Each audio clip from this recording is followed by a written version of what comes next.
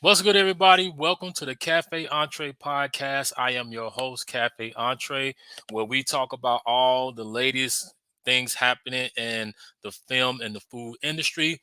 But before we get started and go into our topics, I just want to give you guys a little bit of information. Check out the podcast on the latest podcast platforms like Amazon, Spotify, just to name a few. We're on those. Also, don't forget to like and subscribe to the YouTube channel and follow us on social media, Facebook, Instagram, uh, TikTok, those platforms as well. So, with that being said, let's get into it.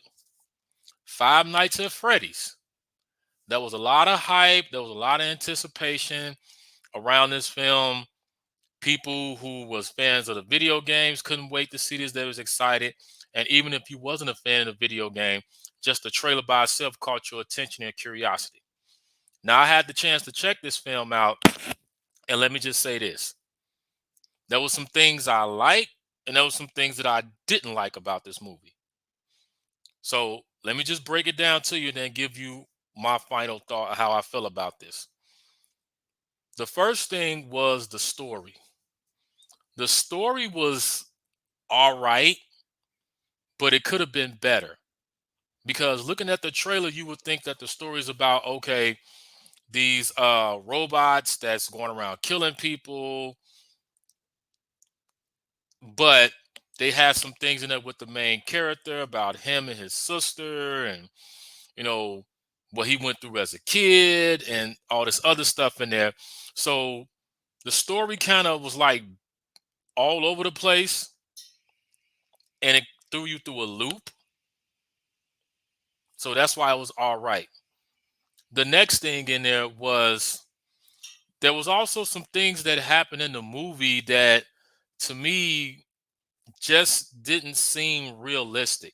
Now I know it's a movie, but it's just some of the things that was going on in there that people in the movie saw that was just kind of like, okay, it's an everyday thing, no big deal, blah blah blah. I'm just like, okay, I know it's a movie, but you can add some type of realism to it. Like if you look at the trailer, when the little girl got in the car with the machine, and the cab driver was like, "Oh, I just get all the weirdos and stuff," and I'm just sitting there like, "Okay, that don't seem a little strange to you, or you would probably have a better reaction than that." It was just like, okay. And that was another thing that I didn't like because the reactions to some of the things just wasn't realistic. It was just more so just acting. Now, there were some things that I did like. Number one, the animatronics and the special effects in here was good because I know they went to Jim Henson Studios and had him do the animatronics for the film, which they did a great job with that. The next thing, there was a few good kill scenes up in here that was good also. That I was a little bit shocked about that. It was a few kill scenes that you just look like, whoa, okay, I didn't expect that. The movie, I wouldn't say that this was a horror movie. It was more so of a fun, entertaining, creepy movie. That's what I got out of this. I didn't get like a horror film, like, oh, okay, it made you jump, whatever. It just had a fun, entertainment, creepy vibe to it. You know. Now, not saying that it's a terrible movie, but that's what it is. It's fun, entertaining, creepy. Now, overall, is it worth going to see this film? If you're looking for that type of film, what I just said, then yeah, it's worth going to see it. Now, if you're a fan of the video game, then yeah, it's worth you going to see it because you're a fan of video game and you want to see how they put it out there. But this is a film that even if you're not a fan of the video game, it's still an entertaining film. This is a good date night film.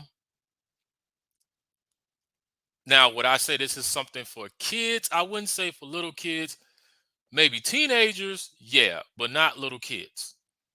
So, Five Nights at Freddy's, it's worth it.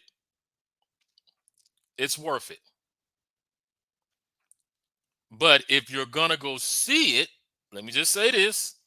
If you're gonna go see it, it's either a date night film or it's a matinee film. And also, they did a same day release for this on streaming on Peacock. So I would say if you're not doing a date night, if you're not gonna catch a matinee, watch it at home. Now you guys can let me know your thoughts about it because I want to hear from you. Moving on to the next one. The Black Phone is getting a sequel. Now I know some of y'all wondering what is the Black Phone? What are you talking about? Well, the Black Phone is a film that came out about a year or so ago, about a year or two ago, when people was kind of just starting to go back to the theaters because of COVID. And it was done by Blumhouse and it was starring Ethan Hawke. It was basically about him being this child killer that was kidnapping these kids in the neighborhood, and he kidnapped this one kid, and in the basement where he had the kid hidden, there was a phone that was disconnected, and the spirits of the kids that Ethan Hawke had kidnapped and killed was talking to him, telling him how to get up out of there, the basement, and get away from the child killer. This was a good film. Now, unlike Five Nights at Freddy's, but The Black Phone is a good film. It's a good story, suspense, horror, creepy. It was on point. That I can't say about that. Ethan Hawke did a great job as the villain in this film. So if you have not seen The Black Phone, then you need to check out The Black Phone because it is a good film. And they're making a sequel to The Black Phone, as I said, that's going to be coming out in the summer of 2025. Now, hearing this, I was excited about it, but the only thing that got me is because the way that the film ended is how they're going to go about doing a sequel. And not only are they doing a sequel, they said they want to turn this into a franchise.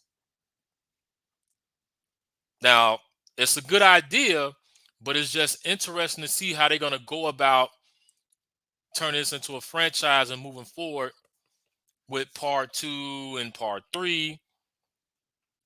So I'm curious about it, but a lot of fans like myself who saw the Black film and loved the movie is definitely going to check out the sequel to see which route they're going to go because I'm definitely curious about it. Now, part of it too is that the only thing that I'm a little bit worried about because so far Blumhouse has not been having a good track record with movies. A lot of movies that the latest movies that they've been bringing out so far have not been good. They've been a lot of busts, from The Exorcist to Halloween, you know, those name a few have not been good. And I'll be doing a video about that pretty soon so you guys can hear me talk about that because I want to hear you guys thought about that as well. So that's one of the things that kind of concern me with Blumhouse trying to turn this into a franchise and doing a sequel is that is it going to be good? Because if they take a good film like this and then turn around and it's bad, it's not going to be good for them at all. So I'm going to keep my fingers crossed and hope that they do a good job with this, and we'll just have to see. Now, the last thing I want to talk about is a sad thing, and that's because we lost the iconic, legendary Richard Roundtree, aka Shaft. That was a big loss to the not only the Hollywood community, but to us as African Americans, because Shaft was our hero. Now, I was young at the time when Shaft came out, but excuse me, but my mother and father, like you guys, mother and fathers, aunties and uncles, they all knew about Shaft. Shaft was one of those heroes that he kicked down the door for a lot of black actors to be able to get into Hollywood and not just have the same old roles. He kicked down that door. He did a lot of things for our community. And not only that, But it's just that Shaft is just an iconic character, not just with our community, but even with other communities all over the world. Everybody loves Shaft. Even when Samuel Jackson brought Shaft back and had Richard Roundtree in it, everybody was lined up to go see it. It was a box office hit because people love Shaft. And Richard Roundtree, the only thing I would say about Richard Roundtree was that I just felt like he should have been being cast to do more things than what he had been doing.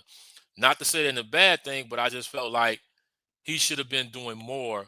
He should have had more roles, more television appearances than what he was getting. But that's another whole story. And overall, he's definitely going to get missed. It's just going to be kind of hard now watching the Shaft movies without him around. It's a blow to us. It's a blow to our community. So it's just a blow to the film community. So rest in peace, Richard Roundtree, aka Shaft. Appreciate you, love you, brother, for all the things that you've done for our community. You will never ever be forgotten. So with these topics that I talk about there on the show, I want to hear from you guys. Let me know how you feel about this because I definitely want to have this conversation. As I said, don't forget to check us out on your favorite podcast platforms. Don't also the YouTube channel. You guys stay tuned.